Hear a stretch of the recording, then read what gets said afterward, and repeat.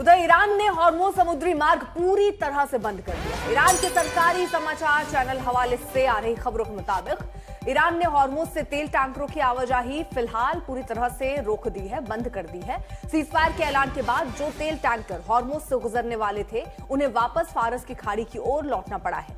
Lebanon पर Israel के हमले के विरोध में ईरान ने हॉर्मुज़ को बंद किया है। सुमित चौधरी मेरे सहयोगी जुड़ गए हैं तमाम जानकारी के साथ। सुमित, जब सीजफायर पर बात हो रही थी तभी क्या ये स्थिति लेबनान पर स्पष्ट हो गई थी या फिर बाद में इस तरह के हालात बन गए?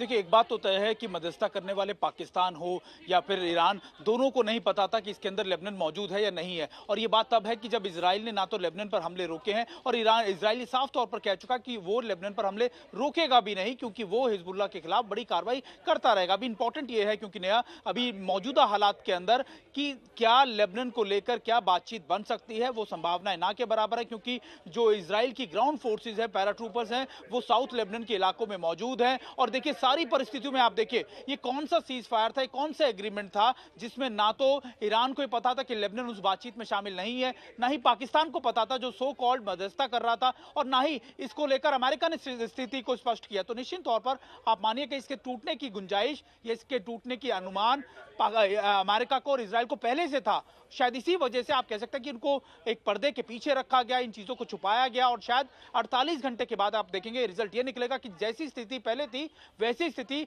दोबारा से बनती हुई नजर आ रही है। फिर इस पर अब क्या सीज फायर यानी पूरी तरीके से माने कि खत्म हो गया क्योंकि हमले होने लग गए हैं? इसके अलावा हम देख रहे हैं कि हॉर्मुज़ को भी ईरान ने बंद कर दिया है पूरी तरीके से।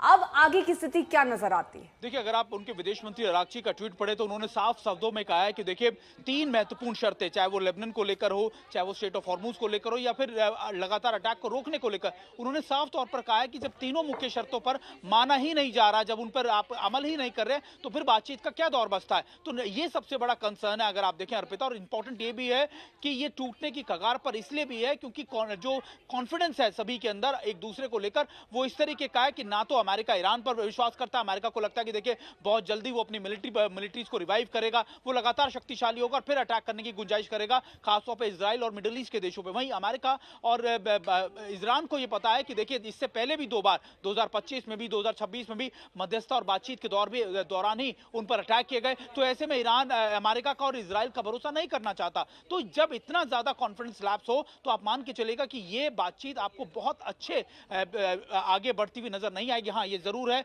कि फौरी तौर पर जरूर एक दूसरे पर डायरेक्ट अटैक बंद कर दिए गए, लेकिन कुछ ना कुछ ऐसा फिर दोबारा से तलखी बढ़ेगी जिसके बाद एक बार फिर से ये परिस्थिति पैदा होगी। और ये इसलिए भी क्योंकि अमेरिका ने अपने ट्रूप्स को पीछे नहीं खींचा, अमेरिका ने लगातार अपनी रीइंफोर्समेंट, रीडिप्लॉयमेंट उस इलाके में करता जा रहा है। तो ये संकेत है कि अमेरिका जानता है कि थोड़ा सा टाइम ले लिया जाए, उसके बाद अपनी स्थिति को और मजबूत करने के बाद ईरान को प्रेशराइज किया जाए। ठीक है, बने रहिए हमारे साथ। इस बीच लेबनान पर इजरायली हमले के बाद ईरान ने हॉर्मुज़ समुद्री मार्ग फिर से बंद कर दिया है, जिससे ईरान और अमेरिका के बीच तल्खी बढ़ने लगी है। राष्ट्रपति डोनाल्ड ट्रंप ने ईरान को चेतावनी दी है कि अगर डील टूटी तो अमेरिकी सेना हमले के लिए पूरी तरह से तैयार है और इस बार का हमला पहले से ज्यादा घातक होगा। ट्रंप ने कहा कि जब तक ईरान के साथ समझौता पूरा लागू नहीं होता तब तक अमेरिका की सेना और युद्धपोत ईरान के आसपास तैनात रहेंगे।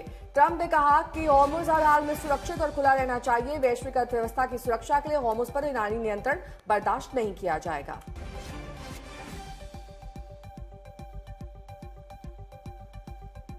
तो हॉर्मुज़ हर हाल में खुला रहना चाहिए, ट्रंप कह रहे हैं, क्योंकि इससे कच्चे तेल की कीमतों पर सबसे ज्यादा असर पड़ रहा है। आज ही 3% इजाफा, कच्चे तेल की कीमतें बढ़ गई हैं 3%।